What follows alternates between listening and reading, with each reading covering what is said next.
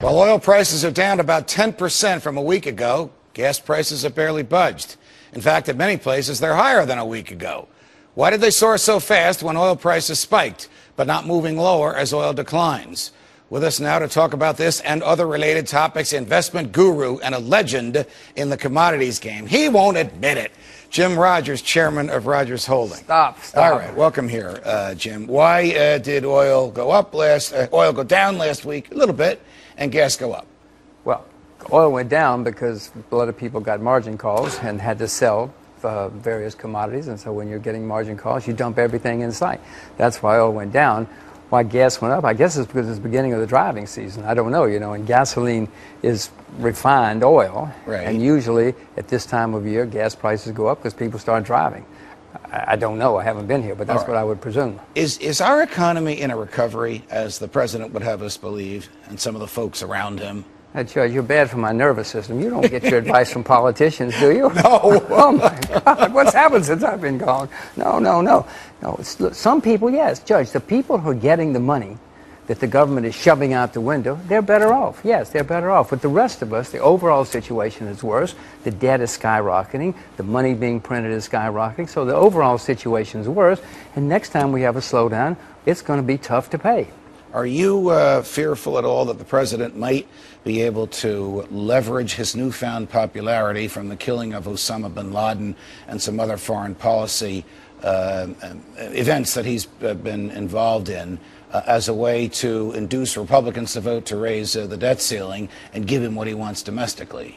Well, if they raise the debt ceiling, I mean, that means government's going to go on for a few more weeks, a few more months until they run up against the debt ceiling again. Right. But that doesn't change policy. That just says we can continue spending all this money. Spending all this money is very bad. That's the point I'm making, that the overall situation is getting worse because we're going deeper and deeper into debt. What do you say to those people who basically believe in the free market, but are so wedded to the American system of borrowing and spending that they are terrified that if the debt ceiling doesn't go up, that interest rates will skyrocket and there'll be a tremendous depression in the American economy, that the financial community is so expecting the feds to borrow that they will not be able to tolerate a society in which the feds do not? Well, my rejoinder to that is we've got to cut spending. We're the largest debtor nation in the history of the world. Not the largest in the world, in the history of the world.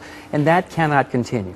We're either going to have a crisis or a semi-crisis, or we're going to hit it now. And I'm afraid the way they're going, we're going to have a crisis down the road. What would happen if the Republicans in the House of Representatives vote not to raise the debt ceiling, and then that issue is dead? It doesn't even go to the Senate, and Secretary Geithner and the president have to live with the $2.5 billion they collect each month in taxes. That would be wonderful. It would be great from your mouth to God's ears. Let's hope it happens. But to do that, somebody's got to have a backbone. Do you know anybody in Washington that has a backbone? Very few. There are some of whom appear on this show. No, they are here on your show. They don't make all the decisions, unfortunately. Right. Yeah.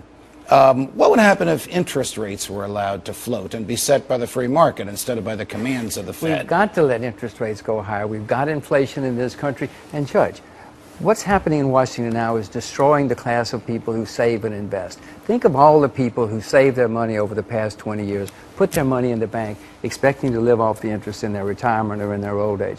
They're getting wiped out, totally wiped out. All the people who did the right thing are earning that much money on their interest right now. And that's not the way the system's supposed to work. You spend a lot of your time in the Far East. You are raising your children to be fluent in Mandarin Chinese. What is different about the Chinese culture and attitude toward hard work, savings, and the economy versus the American culture about hard work, savings, and the economy? That's night and day. Or is this an hour-long interview? I can answer that in 3 seconds. In China, in Asia, you work very hard, you save and invest for the future, and then you work harder again. I mean, you should see the homework that my little girl has in the 2nd grade.